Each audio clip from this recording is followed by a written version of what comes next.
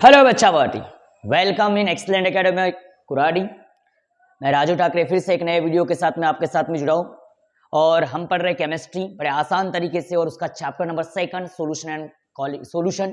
अब इसके अंदर में बच्चा पार्टी हमने अभी तक के क्या पढ़ लिया, राउल्स लॉ तक के पढ़ लिया है। राउल्स लॉ क्या होता है या फिर हमने इसके पहले के लेक्चर में और भी हमने डिस्कस किए थे कुछ टॉपिकों के बारे में, vapour pressure of solution, negative deviation, positive ideal gases, non ideal ideal solution, non ideal solution, इन सब के बारे में इसके पहले चैप्टर में हमने क्या किया, डिस्कस किया। और आज हम लोग बहुत ही इंपॉर्टेंट टॉपिक के बारे में डिस्कस करने वाले हैं और आज हम लोग नया टॉपिक लेकर के आए हैं और नया लेक्चर आज होगा हमारा। और आज हम पढ़ने वाले कॉलिगेटिव प्रॉपर्टीज के बारे में। किसके बारे में? कॉलिगेटिव प्रॉपर्टीज के बारे में पढ़ने वाले बच्चा। Colligative properties. अब बोलोगे सर ये क्या है, कॉलिगेटिव प्रॉपर्टीज किसे बोलते हैं? सबसे पहले एक सवाल कि कॉलिगेटिव प्रॉपर्टीज क्या हो। पुराने सिलेबस में चैप्टर ही था, अगर बात करो सोल्यूशन एंड कॉलिगेटिव प्रॉपर्टी करके, तो हमको ऐसी प्रॉपर्टीज के बारे में पढ़ना है। कॉलिगेटिव प्रॉपर्टी एक ऐसी टर्म है कि ऐसे हमको क्या करना है कि ऐसी फिजिकल प्रॉपर्टी किसकी, सोल्यूशन की, कि जो ओनली डिपेंड है किसके ऊपर में, कि नंबर ऑफ सोल्यूट के ऊपर में, नंबर ऑफ सोल्यूट पार्टिकल्स, जो किस पर डिपेंड है बोला, नंबर ऑफ सोल्यूट पार्टिकल्स के ऊपर में क्या है, डिपेंड है। ऐसी प्रॉपर्टीज को हम क्या बोलते हैं, colligative properties. And which does not depends upon the nature of solute. सिर्फ आपको इतना ध्यान रखना है कि सोल्यूट के नंबर बढ़ाने से या कम करने से क्या उसकी प्रॉपर्टीज में चेंज आता है, मतलब प्रॉपर्टीज में थोड़ा सा बदल आता है क्या, उसके ऊपर में जो प्रॉपर्टी डिपेंड है। इन सब चीजों के बारे में आज हमको क्या करना है, डिस्कस करना है। तो अगर बात करोगे इसके अंदर में, अगर आपको किसी ने पूछा कि कौन सी कॉलिगेटिव प्रॉपर्टीज के बारे में, तो सबसे पहले इसके लिए बताना, बहुत सारे लोग वेपर प्रेशर को या लोअरिंग वेपर प्रेशर को हम लोग कॉलिगेटिव प्रॉपर्टीज बोलते हैं, बट वो कॉलिगेटिव प्रॉपर्टीज नहीं है। रिलेटिव लोअरिंग वेपर प्रेशर एक colligative property, lowering vapour pressure is not a colligative property. Is it clear? Relative lowering of vapour pressure is a colligative property. उसके साथ साथ अगर बात करें बॉइलिंग पॉइंट एलिवेशन के बारे में पढ़ना है, उसके साथ साथ हम लोगों को पढ़ना है फ्रीजिंग पॉइंट डिप्रेशन के बारे में या डिप्रेशन ऑफ फ्रीजिंग पॉइंट के बारे में, और उसके बाद में हमको लास्ट में पढ़ना है, अगर बात करते हो तो किसके बारे में, ऑस्मोटिक प्रेशर के बारे में। तो इन प्रॉपर्टीज के बारे में पढ़ेंगे, लेकिन सबसे पहले बच्चा समझ ले कि क्या है कॉलिगेटिव प्रॉपर्टी। तो सबसे पहली बात, अगर मान के चलो कि आपने एक ऐसा सॉल्यूशन लिया, मान के चलो कि एक ऐसा आपने एक सॉल्यूशन लिया, ये अगर आपने सॉल्यूशन लिया है, इसके अंदर में जो भी एक क्लोज कंटेनर है, कैसा है, क्लोज कंटेनर है। अब इसके अंदर में अगर बात करते हो, इसके अंदर में अगर बात करते हो तो एक बात तो ध्यान रखो, अभी हमको क्या करना है, ये जो कॉलिगेटिव प्रॉपर्टीज पढ़ना है, नॉन इलेक्ट्रोलाइटिक सॉल्यूशन की पढ़ना है। किसकी पढ़ना है? Non electrolytic solution. पहली बात बता दो, नॉन इलेक्ट्रोलाइटिक सॉल्यूशन की बात करना है। नॉन इलेक्ट्रोलाइटिक अगर यहां पर सॉल्यूशन लेना है, मतलब क्या है कि यहां पर क्या होगा, सोल्यूट क्या होगा, नॉन इलेक्ट्रोलाइट होगा, नॉन इलेक्ट्रोलाइटिक सोल्यूट होगा, मतलब नॉन इलेक्ट्रोलाइटिक सॉल्यूशन की हमको क्या करना है, बात करना है। अब नॉन इलेक्ट्रोलाइटिक सॉल्यूशन की बात कर रहे हैं, इसका मतलब आपको ऐसा सोल्यूट लेना है कि जो इलेक्ट्रोलाइट ना हो। अब इलेक्ट्रोलाइट ना हो मतलब क्या ना हो, जिसके पूरे आयंस ना बनते हो, मतलब जो डिसोसिएट नहीं होता हो, जो मतलब वाटर में अगर मान जाने के बाद में आयंस प्रोड्यूस नहीं करता हो, मतलब वो किसी प्रकार से कभी आयन प्रोड्यूस नहीं करता, वो जैसे का वैसा रह जाता है, और जैसे का वैसा रह जाता है। और मतलब, और वो एक चीज अगर बात करो, नॉन वोलेटाइल होता है। क्या होता है? नॉन वोलेटाइल, मतलब जिसका वेपराइजेशन नहीं होता, जिसका वेपराइजेशन नहीं होता। पहले इसकी बात करना है, बाद में हम वोलेटाइल की बात करेंगे, इलेक्ट्रोलाइट की बात करेंगे, लेकिन कब, जब वेंट ऑफ फैक्टर पढ़ जाएंगे तब। वेंट ऑफ फैक्टर पढ़ने के बाद हम वोलेटाइल की बात करेंगे, मतलब इलेक्ट्रोलाइट की बात करेंगे। किसकी बात करेंगे? इलेक्ट्रोलाइट की बात करेंगे, लेकिन अभी हम लोग नॉन इलेक्ट्रोलाइटिक सॉल्यूशन की बात कर रहे हैं। समझ बात आ रही है? तो भैया इसके अंदर में मैंने क्या किया, इसके अंदर में अगर ये सॉल्यूशन है तो इसके अंदर में भैया ये सॉल्यूशन के अंदर में अगर बात करोगे, ये आप 1 kb पार्टिकल है, 2 kb है, मतलब यहाँ सॉल्वेंट भी है, सोल्यूट भी है, सॉल्वेंट भी है, सोल्यूट भी है, 1 2 से रिप्रेजेंट करते जाता हूं मैं, सॉल्वेंट भी है, सोल्यूट भी है भैया। लेकिन ये अगर प्रॉपर्टी, अगर मान के चलो कि ऐसी प्रॉपर्टी, जो प्रॉपर्टी जिसके अंदर में नंबर ऑफ, अगर मान के चलो सोल्यूट, नंबर ऑफ अगर सोल्यूट अगर मान के, मतलब मोल फ्रैक्शन ऐड कर रहे हैं, नंबर ऑफ सोल्यूट अगर ऐड करने से अगर ये इस प्रॉपर्टी में क्या आता हो, चेंज आता हो, इसके अंदर में क्या आता हो, चेंज आता हो। उसका नेचर कुछ भी हो, सोल्यूट का मैटर नहीं करता, सोल्यूट का नेचर क्या है कोई मैटर नहीं करता, चाहे वो अगर मान के चलो किस प्रकार का नेचर है, किस प्रकार का क्या, ये डज नॉट डिपेंड्स, मतलब उसके ऊपर कोई डिपेंड नहीं होगा। सिर्फ मैटर किस पे करेगा, नंबर ऑफ सोल्यूट के ऊपर में, मतलब नंबर ऑफ सोल्यूट ऐड करने से वो प्रॉपर्टीज में चेंज आ रहा है। मतलब कहीं ना कहीं बदलाव दिखाई दे रहा है, मतलब कुछ ना कुछ कम ज्यादा कुछ ना कुछ तो भी हो रहा है। तो ऐसा अगर हो रहा है तो ऐसी प्रॉपर्टीज को हम लोग क्या बोलेंगे, कॉलिगेटिव प्रॉपर्टीज बोलेंगे। Is it clear guys? तो सबसे पहले फंडा हमको इसमें 4 को देखो, तो ऐसे इसको डिफाइन कर ले। डिफाइन करने का आसान तरीका है, ऐसा बोलेंगे the physical properties of solution. क्या बोलोगे? The physical properties of solution. Physical properties of solution. क्या बोलोगे? The physical properties of solution depends upon. क्या बोलेंगे? या डिपेंड्स ऑन, या दैट डिपेंड्स ऑन, शॉर्टकट में दैट डिपेंड्स ऑन। क्या बोलेंगे? That depends on. अगर बात करते हो किसके ऊपर? Number of solute. किसके ऊपर में? Number of solute. Depends upon number of solute particle. किसके ऊपर? Number of solute particle. किसके ऊपर डिपेंड है? सोल्यूट पार्टिकल के ऊपर। And not their nature. Not their nature, उसके नेचर के ऊपर में डिपेंड नहीं है, वो सिर्फ नंबर ऑफ सोल्यूट पार्टिकल के ऊपर में क्या है? डिपेंड है। मतलब नंबर ऑफ सोल्यूट यहाँ जितने ऐड करोगे तो शायद कम ज्यादा हो सकता है, कम हो या ज्यादा हो, और हमेशा चेंजेस आएगा, बदलाव आएगा। हमने पहले ही बोला है, अगर वेपर प्रेशर से कंसेप्ट से लेना तो वेपर प्रेशर का कंसेप्ट लेंगे, उसके बाद में फ्रीजिंग पॉइंट है, बॉइलिंग पॉइंट है, इन सब के कंसेप्ट लेंगे, एक एक के बारे में पढ़ेंगे। तो ऐसी कौन सी कॉलिगेटिव प्रॉपर्टीज हो सकती है कि जो नॉन इलेक्ट्रोलाइट की? पहली बात, relative vapour pressure of relative lowering point, relative lowering. क्या बोलोगे? Lowering vapour pressure. पहला इसके अंदर में आएगा रिलेटिव लोअरिंग, क्या आएगा? Vapour pressure. दूसरा इसके अंदर में आएगा, अगर बात करते हो इसके अंदर में, बॉइलिंग पॉइंट एलिवेशन। क्या आएगा? Boiling point elevation. Boiling point elevation. Boiling point elevation. तीसरा इसके अंदर में आएगा, अगर मानते हो, तीसरी बात इसके अंदर में अगर लेते हो तो वो आ जाएगा इसके अंदर में, अगर मान के चलो, फ्रीजिंग पॉइंट डिप्रेशन। क्या बोलोगे? Freezing point depression. Freezing point depression. Freezing point depression इसके अंदर में आएगा। और चौथा इसके अंदर में आएगा ऑस्मोटिक प्रेशर। क्या आएगा? Osmotic pressure. इन सब कॉलिगेटिव प्रॉपर्टीज के बारे में डिस्कस करना है, लेकिन इससे पहले थोड़ी और कुछ चीजें हमको जान लेना है। इससे पहले थोड़ी और चीजें हमको जानना है, जिसके बारे में जानना हमको बहुत ही जरूरी है। पहले इतनी चीजें आपको समझ रही, क्या ऐसी प्रॉपर्टीज, अब ये कैसे हैं, कैसे, सब चीजें बताऊंगा, हर एक चीज के बारे में कंसेप्ट क्लियर कराऊंगा आपके। बस ऐसी प्रॉपर्टी याद रखना कि जो सिर्फ नंबर ऑफ सोल्यूट के ऊपर में हो। मैंने एक ऐसा सॉल्यूशन पकड़ लिया, मान के चलो कि एक सॉल्यूशन है कि यूरिया का सॉल्यूशन है, यूरिया को वाटर में डिसॉल्व किया, तो पहले यार प्योर वाटर का, जो वाटर एक सॉल्वेंट है, प्योर वाटर का कुछ ना कुछ तो वेपर प्रेशर होगा। मैं पहली टर्म की बात करूं, रिलेटिव लोअरिंग वेपर प्रेशर की, कहीं ना कुछ तो वेपर प्रेशर होगा। लेकिन वो वेपर प्रेशर मेरा क्या उतना वेपर प्रेशर रहेगा? अगर मैं पहले 50 ग्राम डाला, फिर मैंने 60 ग्राम कर दिया, तो पहले 50 ग्राम में कैसा था, 60 ग्राम, तो क्या वो मैंने 50 ग्राम में 60 ग्राम मैंने यूरिया उसके अंदर में ऐड किया, और उसके बाद में मैं उसका वेपर प्रेशर काउंट करने का प्रयास कर रहा हूं, तो उसका वेपर प्रेशर कहीं ना कहीं तो भी कम हो जाएगा। और वो अगर बात करोगे तो उसका वेपर प्रेशर कम हो रहा है, तो मतलब कहीं ना कहीं तो भी क्या आ रहा है? चेंज आ रहा है। कहीं ना कहीं तो भी क्या आ रहा है? चेंजेस आ रहा है। तो इन सब चीजों के बारे में हमको डिस्कस करना है। पहले इसका स्क्रीनशॉट ले लो, पटाख से इसका स्क्रीनशॉट ले लो, ताकि आपको नोट्स बनाने में आसान रहे। हाँ, तो इसका स्क्रीनशॉट ले लिया होगा। अब देखो यार, अब देखो मैं क्या बता रहा, यहां से हमको पहली property relative lowering of vapour pressure पढ़ना है, लेकिन सबसे पहले उसको पढ़ने से पहले हमको कुछ बेसिक चीजें, वेपर प्रेशर पढ़ना पड़ेगा क्या होता है, और फिर उसके बाद में लोअरिंग वेपर प्रेशर क्या होता है वो पढ़ना पड़ेगा। उसके बाद में एक रॉल्स लॉ, नहीं नॉन इलेक्ट्रोलाइट के लिए रॉल्स लॉ किस प्रकार से, वो भी पढ़ना पड़ेगा। और फिर उसके बाद में हम क्या पढ़ेंगे? रिलेटिव लोअरिंग क्या पढ़ेंगे? वेपर प्रेशर पढ़ेंगे। तो सबसे पहले देखो यार, ये जो सोल्यूशन बनेगा, सबसे पहले एक सॉल्यूशन, ये है सॉल्यूशन। तो सॉल्यूशन में क्या क्या आता है? दो चीजें आएंगी भैया। अब एक तो क्या आएगा? सोल्यूट आएगा, जिसको मैं हमेशा 2 से रिप्रेजेंट करता हूं, और एक जो होगा सॉल्वेंट आएगा, जब भी मैं इसको 1 से रिप्रेजेंट करता हूं। इसकी बात जब करता हूं मैं बेस में 1 लगाता हूं, इसकी बात जब करता हूं तो 2 लगाता हूं। भैया इसके पहले के वीडियो देखना, ये डायरेक्ट वीडियो मत देखना, ये वीडियो डायरेक्ट देखोगे वो कुछ नहीं आएगा। इसके पहले के स्टार्टिंग से वीडियो देखते हुए आना, इस चैप्टर के 1 बाय 1 आपको चीजें बेहद आसान लगेंगी। आप डायरेक्ट इस चैप्टर में, इस टॉपिक में आओगे तो आपको शायद चीजें क्लियर ना हो, आपको समझ में पूरी तरीके से ना आए, क्योंकि पहले इसका बेसिक कॉन्सेप्ट पढ़ना बहुत जरूरी होता है, पहले के चैप्टर।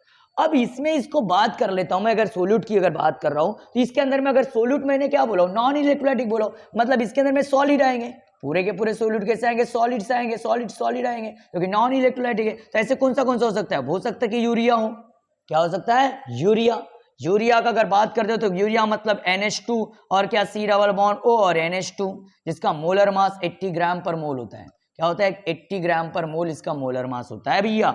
उसके बाद में दूसरी बात अगर मैं करता हूँ तो ले सकता हूँ इसके अंदर में ग्लूकोज ले सकता हूँ C6H12O6। अगर बात करें मतलब ग्लूकोज, क्या बोल दिया मैंने, ग्लूकोज बोल दिया, C6 और H12 और क्या होता है O6। अब इसका ग्राम 180 ग्राम पर मोल होता है, क्या होता है 180 ग्राम पर मोल, ठीक है, ग्राम पर मोल, ठीक है भैया। उसके बाद में मैं इसमें सुक्रोज ले सकता हूँ, क्या ले सकता हूँ, सुक्रोज सॉलिड में यही तो जनरली यूज होते हैं, C12H22 क्या हो जाएगा H22O11। जनरली इसका 300 समथिंग आएगा, इसका बात करते हो तो 300 समथिंग आना चाहिए, 342 के करीब आएगा, 342 ग्राम पर मोल ऐसा समथिंग इसका आएगा। ये क्यों बता रहा हूँ, क्योंकि डायरेक्ट आपको मालूम रहना बहुत जरूरी है, क्योंकि आगे अपने को न्यूमेरिकल्स में बहुत काम में आएंगे, न्यूमेरिकल जब आप सॉल्व करोगे तब काम आएगा। जैसे इसमें सॉलिड की अगर बात, सॉल्वेंट की बात कर लिया, तो सॉल्वेंट की बात कर लिया तो इसमें कैसे आ जाएंगे, जैसे वोलेटाइल होगा, ये हमेशा क्या होगा वोलेटाइल, ये वोलेटाइल होगा, क्योंकि ये नॉन वोलेटाइल थे, ये क्या थे नॉन वोलेटाइल, नॉन वोलेटाइल हमेशा नॉन इलेक्ट्रोलाइट नॉन वोलेटाइल होता है। अब ऐसा क्यों, क्योंकि आयंस प्रोड्यूस नहीं करता, और आयन प्रोड्यूस नहीं करता तो इलेक्ट्रोलाइटिक नहीं है, सिंपल बात है, इलेक्ट्रिसिटी का कंडक्शन नहीं कर पाएगा। जो इलेक्ट्रिसिटी का कंडक्शन करता है वो इलेक्ट्रोलाइट होता है, जहां से इलेक्ट्रिसिटी का कंडक्शन नहीं होता नॉन इलेक्ट्रोलाइट होता है, क्योंकि भैया खुद के आयन प्रोड्यूस नहीं कर पाते, इसलिए नॉन इलेक्ट्रोलाइट बोलते हैं उनको। तो वोलेटाइल होगा भैया, ये क्या होगा वोलेटाइल होगा।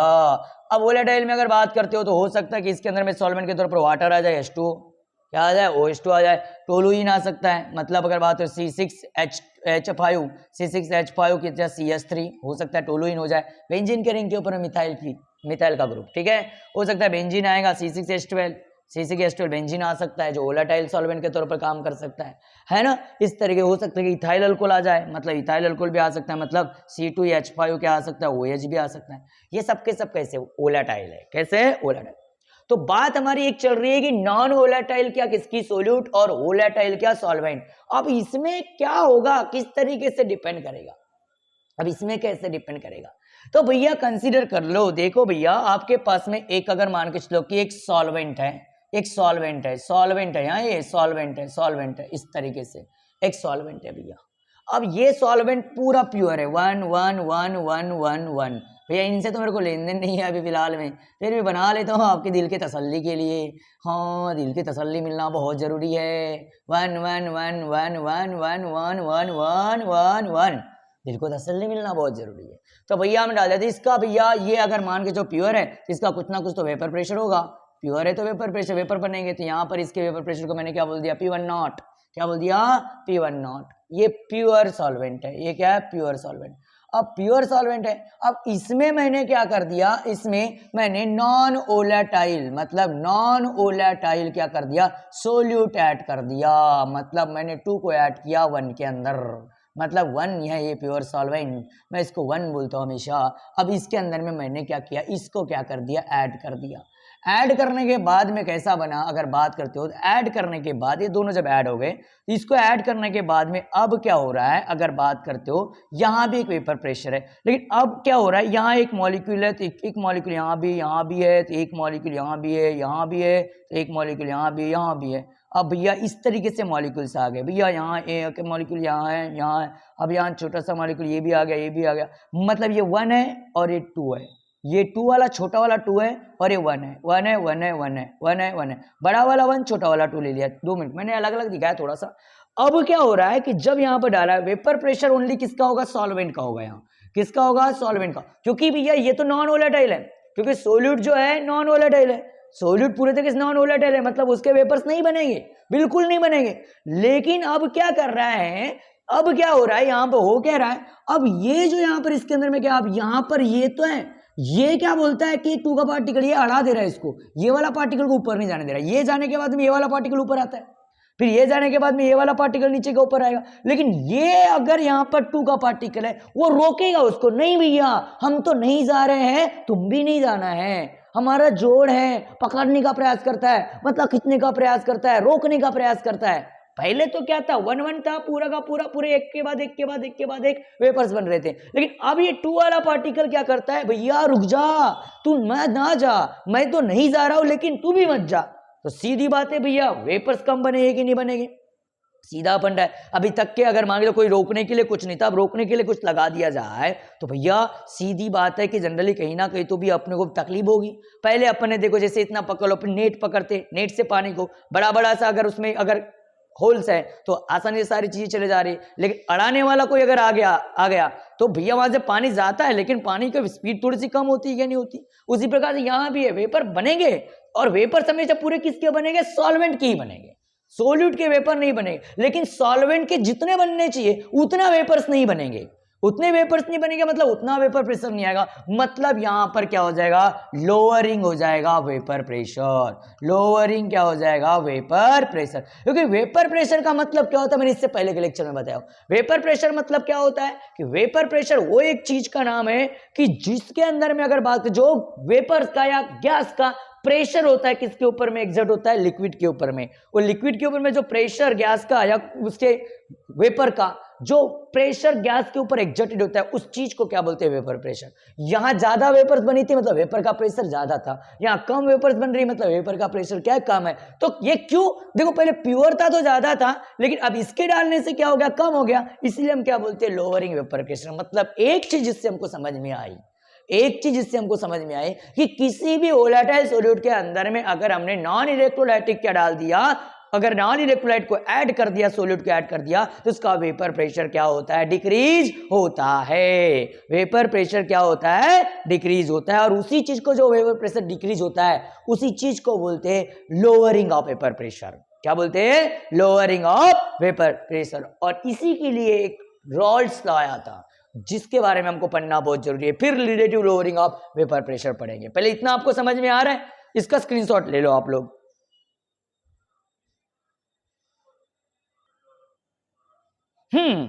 तो इसी के ऊपर आधारित एक रॉल्स लॉ आया फिर से, क्योंकि अब बात आ रही है, अब देखो अभी का पहले वाला जो रॉल्स लॉ हमने पढ़े उसके अंदर में दोनों वोलेटाइल थे, मतलब सॉलिड भी वोलेटाइल था, सॉलिड भी वोलेटाइल था, तो कोई प्रॉब्लम नहीं था, कोई प्रॉब्लम नहीं था। लेकिन रॉल्स लॉ फॉर अगर बात करोगे नॉन वोलेटाइल सोल्यूट, अब नॉन वोलेटाइल सोल्यूट के लिए रॉल्स लॉ क्या होगा, इस बारे में हमको क्या करना है, डिस्कस करना है भैया। Raoult's law for containing a non volatile solute, भैया बहुत खतरनाक चीज है। रॉल्स लॉ क्या बोलोगे, Raoult's law, Raoult's law, sorry यल खा गया मैंने, है ना। रॉल्स लॉ अगर बात करोगे फॉर अगर कंटेनिंग, या फिर अपन बोल सकते हैं कंटेनिंग, अगर बात करोगे नॉन वोलेटाइल सोल्यूट, मैंने अभी बताया हुआ आपको वोलेटाइल, और ये भैया वेपर प्रेशर के ऊपर में, पूरा वेपर प्रेशर से जुड़ा हुआ कंसेप्ट है, ठीक है भैया। तो पूरा इसमें वेपर प्रेशर के ऊपर में इसमें क्या होगा, कंसेप्ट होगा। आप देखो सोचो, मैंने पहले ही बताया कि इसके अंदर में क्या करेंगे, तो मतलब इसके अंदर में डाले वेपर प्रेशर किसके बनेंगे, जितना वेपर किसका बनेगा, सॉल्वेंट का बनेगा, वही कितना वो क्या कहलाएगा, सॉल्यूशन का क्या कहलाएगा, वेपर प्रेशर कहलाएगा। अभी तक के क्या हो रहा था, सोल्यूट का भी वेपर प्रेशर और सॉल्वेंट का भी वेपर प्रेशर ऐड हो रहा था, दोनों का ऐड हो रहा था। लेकिन अब तो भैया सोल्यूट तो वेपर दे ही नहीं रहा है ना, तो सिर्फ किसके ऊपर डिपेंड करेगा, सोल्यूट के ऊपर ही। तो ऐसा बोल सकते हैं अगर बात करें, also stated that the vapour pressure of solvent over the solution. क्या बोलोगे, इसका स्टेटमेंट अगर आपको ने किसी ने पूछा तो स्टेटमेंट बताने का, कैसा बताने का, the vapour pressure of solvent, the vapour pressure, the vapour pressure, vapour pressure of किसका, ऑफ सॉल्वेंट। क्या बोलोगे, सॉल्वेंट का वेपर प्रेशर जो है ओवर द सॉल्यूशन, क्या बोलोगे, ओवर द सॉल्यूशन, किसके ऊपर में है, सॉल्यूशन के ऊपर है, वो कितना होगा रे भैया, अगर बात करोगे over the solution of the pure solvent, of pure solvent, अगर बात करो किसका, ऑफ प्योर सॉल्वेंट, क्या बोलता है, pure solvent is equal to, क्या बोलोगे, या फिर ऐसा नहीं बोलने का, सॉल्यूशन बोलने का, अगर बात करोगे ऐसे ही बोल दो, ओवर द सॉल्यूशन बोल दो खतरनाक तरीके से, और उसके बाद में क्या बोल दो, सॉल्वेंट ऑफ द सॉल्यूशन बोल सकते हो, is equal to, is equal to, क्या बोलोगे, इज इक्वल टू द, क्या बोलता है, वेपर प्रेशर ऑफ, क्या बोलोगे, is equal to the vapour pressure of solvent multiplied by the mole fraction of the solution, is equal to the, क्या बोलोगे, is equal to the vapour pressure, equal to the vapour pressure of solvent, क्या बोलोगे, vapour pressure, क्या बोलोगे, pressure of solvent, क्या बोलोगे, solvent, अगर बात करोगे मल्टीप्लाइड बाय मोल फ्रैक्शन, क्या बोलोगे, mole fraction in the solution, mole fraction in the solution. वही चीज वहां बताया था, यहाँ भी वही चीज है, बट यहाँ पर क्या है, जो वेपर प्रेशर सॉल्वेंट का होगा बोले तो वो सॉल्यूशन के अंदर में अगर बात over the solution is equal to the, क्या बोला, इज इक्वल टू द, दोबारा लिख दिया मैंने, इज इक्वल टू कितना होगा बोले, equal to the vapour pressure of, क्या बोलेंगे, vapour equal to vapour pressure of solvent and multiplied by mole fraction of in the solution. आप बात करते हो, अगर बात करते हो मोल फ्रैक्शन ऑफ, क्या कर दो, मोल फ्रैक्शन ऑफ इट्स, क्या बोलोगे, इट्स इन द सॉल्यूशन। अब इसका मतलब वही तो बोला था हमारा पहले वाले भी रूल्स का, लेकिन यहाँ तकलीफ क्या है, तकलीफ ये है कि यहाँ पर एक चीज हमको प्रूव करना है। कौन सी चीज प्रूव करना है कि हमको del P is equal to, कौन सी चीज को प्रूव करना है, del P is equal to P1 naught, क्या बोलोगे, P1 नॉट x2। अब ऐसा तो नहीं बताया था, एब्सोल्यूट के ऊपर डिपेंड है, अब ऐसा तो कोई फार्मूला था नहीं।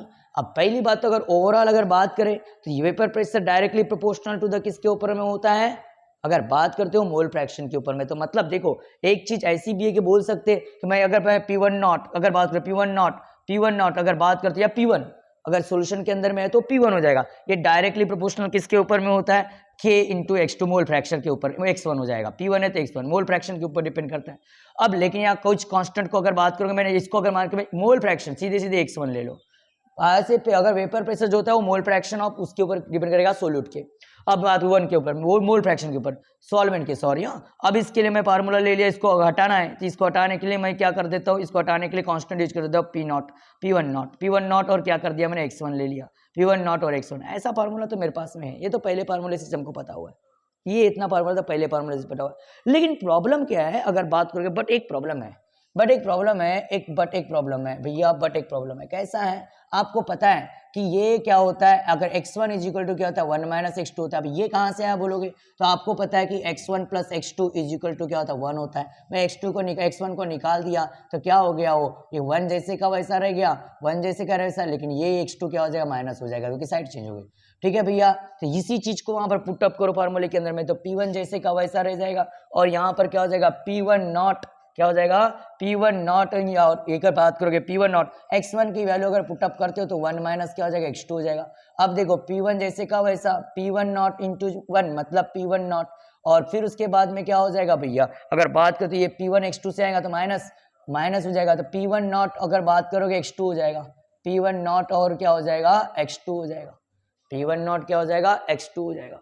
अब इसी चीज को थोड़ा सा रीअरेंज करते हुए लिखते हो, इसी चीज को रीअरेंज करते हुए लिखते हो भैया, तो कैसा हो जाएगा भैया, अगर बात करते हो तो इसको बात इससे रीअरेंज करके लिखो थोड़ा सा। तो मैंने P1 को जैसे का वैसा रखा, P1 को जैसे का वैसा रखा। अब क्या कर रहा मैं, अगर बात करोगे इस तरीके से फार्मूला मेरे पास में आने के बाद मैं वो x2 को इधर ट्रांसफर कर देता, x2 को इधर किसके साथ मिला लेता, P1 नॉट के साथ मिला लेता। x2 को अगर मान के चलो कि इधर ला लिया मैंने, अगर बात करते हो तो ये ऐसा भी हो सकता है, P1 नॉट क्या हो सकता है, x2 भी हो सकता है, माइनस है तो प्लस हो जाएगा, माइनस में ना पूरी टर्म माइनस में, मतलब ये भी माइनस में था तो इधर लाने से प्लस हो गया, तो P1 अगर बात P1 और क्या हो जाएगा, x2 हो जाएगा। उधर बचा क्या, P1 नॉट और माइनस क्या बचा, P1 नॉट। और इस चीज को थोड़ा याद रखो, P1 not minus P1 not, अगर मैं x2 को लेता हूँ तो इस तरीके से फॉर्मूला हो सकता है, समझ आता रही, तो P1 नॉट अगर माइनस P1 नॉट, इसके दो तरीके सॉल्व करने के हो सकते हैं। इसको मैं x2 को अगर इधर रख दिया, इसको इधर ट्रांसफर कर दिया, तो P1 नॉट अगर बात करोगे माइनस P1 नॉट डिवाइड, अगर बात ये, लेकिन अगर बात करो तो एक प्रॉब्लम है, अगर मैंने P1 को इधर ला लिया तो तकलीफ जाएगा, है ना। अगर बात करोगे एक काम करते, इस टर्म को पूरा इधर ला लेते हैं, चलो इस टर्म को पूरी इधर उठा लेते, इसको उधर ट्रांसफर कर देते भैया, तो ये क्या होगा, अगर इसको इधर ला लिया उठा करके, तो ये क्या बन जाएगा, P1 नॉट x2 बन जाएगा, इजिकल टू भैया ये देखो P1 नॉट जैसे का वैसा था, P1 नॉट और ये माइनस हो जाएगा, P1 हो जाएगा, ये क्या हो जाएगा, P1 माइनस। देखो कुछ नहीं किया, एक बार कंफ्यूज मत होना, मैंने इस टर्म को पूरे उठा करके इधर ला लिया, P1 नॉट x2 प्लस हो गया। अब ये P1 नॉट जैसे कि वैसे जगह पर है, इसको उधर मैंने क्या कर दिया, ट्रांसफर कर दिया, क्या कर दिया मैंने, इधर उसको ट्रांसफर कर दिया। इसमें दो तरीके से सॉल्व कर सकता हूं मैं, दोनों फंडे बता रहा हूं अभी। इसको मैं x2 की वैल्यू निकालूंगी, x2 को बाहर निकाल दिया, ये उधर जाके फिर से डिवाइड में चला जाएगा, तो क्या हो जाएगा, P1 not minus P1 divided by क्या हो जाएगा, P1 नॉट। ये एक चीज बन सकता है, ऐसा हो सकता है, ये एक तरीका इसको सॉल्व करने का ऐसा भी हो सकता है, ठीक है, ऐसा भी हो सकता है। लेकिन और एक चीज, एक तरीका ऐसा भी हो सकता है, यहां से और मैं ले रहा हूं, यहां से और एक तरीका इसको सॉल्व करने का ऐसा भी हो सकता है, अगर से मैंने उसको अगर मान के चलो, मैंने यहां पर बोल दिया कि एक P1 को मैं P1 नॉट उधर में है, पहले से P1 है, और मैंने क्या कर सकता दिया, मैंने P1 नॉट को उधर अगर ट्रांसफर कर दिया, P1 नॉट को अगर उधर ट्रांसफर कर दिया तो इधर में क्या बचेगा, P1 नॉट x2 बचेगा ओनली। P1 नॉट x2 इसको अगर मैं ट्रांसफर कर देता हूँ तो इस तरफ ट्रांसफर कर देता हूँ तो क्या हो जाएगा, P1 नॉट अगर बात करोगे जगह पर है, इसको उधर ले लिया तो P1 नॉट अगर बात करोगे जगह पर है और मैं इसको लाया तो माइनस बन जाएगा P1। इसको देखो इसी टर्म को इधर कर रहा हूँ, मैं इसको इधर ला रहा हूँ, P1 नॉट को जगह पर रखा, P1 को लाया माइनस P1, अब ये चला जाएगा उधर में उस तरफ चला जाएगा, तो ये अगर इसकी भी साइड चेंज कर रहा हूँ तो ये क्या बन जाएगा, P2 माइनस साइन हटाने के लिए, हाँ तो P1 नॉट x2 बन जाएगा, P1 नॉट क्या बन जाएगा, x2 बन जाएगा। ये भी आप बोल सकते हो। और एक चीज याद रखना, P1 नॉट अगर बात करते हो P1 नॉट माइनस P2, तो एक चीज याद रखना, P1 नॉट माइनस अगर बात करो P1 इज इक्वल टू कितना होता है, इज इक्वल टू क्या होता है P1 नॉट। देखो एक चीज याद रखना कि P1 नॉट माइनस P1 अगर बात करते हो इज इक्वल टू कितना होता है, डेल P होता है। कितना होता है, डेल P। क्या होता है, डेल P। तो डेल P होता है तो सीधी बात है पुटअप कर दो P1 नॉट माइनस, इसको क्या बोल सकते हो, del P is equal to क्या, P1 नॉट x2।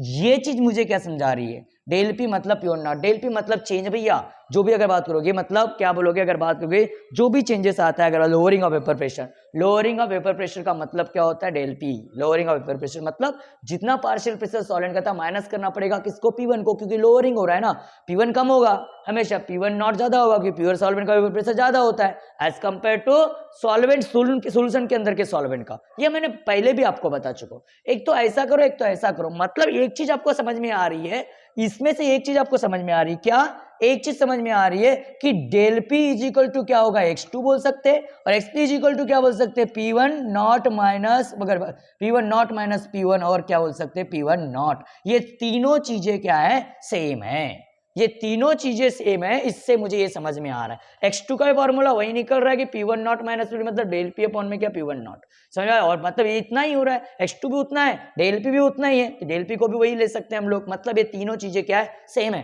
तीनों चीजें क्या है, सेम है, मतलब del P by P1 not भी बोल सकते, या और में del P by P1 not, अभी अपन बोलना चाहिए del P by P1 not, ऐसा del P by P1 not is equal to x2 अगर बात करोगे is equal to P1 not minus P1 और P1 नॉट। इस तरीके से आपको चीजों को क्या रखना है, याद रखना है भैया। ये चीज बड़ी आसान है, ज्यादा कोई भी हार्ड नहीं इसके अंदर में, बहुत ही इजी चीज थी। ये था तुम्हारा Raoult's law for non volatile solution.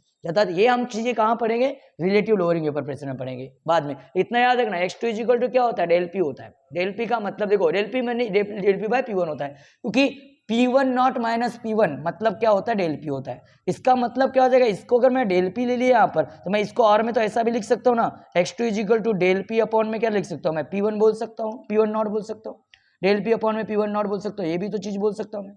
x2 is equal to क्या हो सकता है, del P by P1 not भी तो बोल सकता हूँ मैं। देखो कंफ्यूज नहीं होना, बिल्कुल आराम से चीजें, देखो आसान चीजें इसके अंदर में समझ में आई होगी, उम्मीद रखता हूँ इतनी चीजें आपको समझ लो। देखो यहाँ कंफ्यूजन नहीं क्रिएट करना, मैंने कैसे सॉल्व किया इसमें सोचना, थोड़ा एक बार स्टेप बाय स्टेप सोचना। मैंने क्या किया यहाँ पर, मैंने क्या किया, कुछ नहीं किया। यहाँ पर मैंने क्या किया, ये टर्म को पूरी इस तरफ ला लिया, इस टर्म को पूरी इस तरफ लाया तो प्लस का माइनस हो गया, इस P1 को उस तरफ लिया तो ये P1 माइनस हो गया, P1 नॉट जैसे का वैसा जगह पर है।